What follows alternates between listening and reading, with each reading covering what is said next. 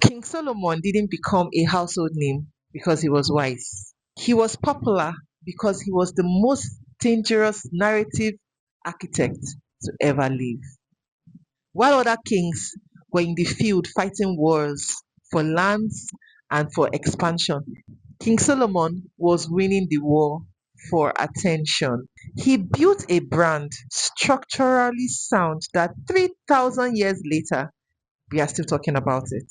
Today, I'm pulling back the curtain on the Solomon effect that talks about the three-step visibility framework that turned a local leader into a global machine. If you're tired of shouting into the void and getting zero reach, you're about to find out what you were doing wrong. Most people treat PR like a coat of paint, but I treat it like it's plumbing. If you are leaking trust, no amount of hype will save you.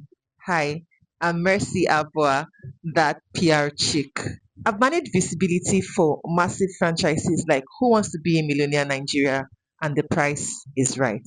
But my greatest strategy comes from the greatest brand book print ever written, the Bible. So today, let's decode the king of visibility. Here's the fact. Solomon didn't have a marketing budget, but he had proofs. In PR, we say, facts tells, but proofs sells. When he judged the case of two mothers and a baby, he didn't just judge a crime, he created a case study. The Bible says, all Israel heard of the judgment. That's your first lesson. Stop saying, I'm a visibility expert, I'm a PR juggernaut. Where is the baby? Show us the problem you've solved.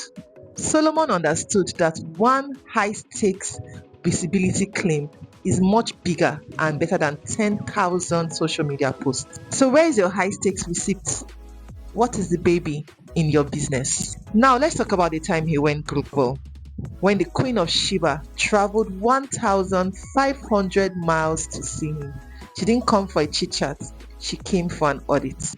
Now this is where most African leaders fail, because she didn't come to see the apparel of the king. She looked at the dressing of his servants. She looked at the structure in the palace. She judged the cupbearer. She came for the systems.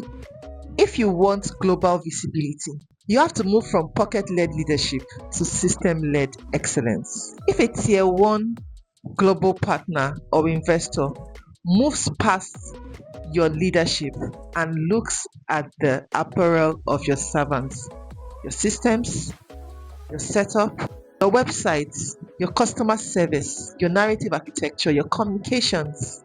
Solomon's PR wasn't a mask. It was the skin of a very healthy body. The result? He didn't have to pitch.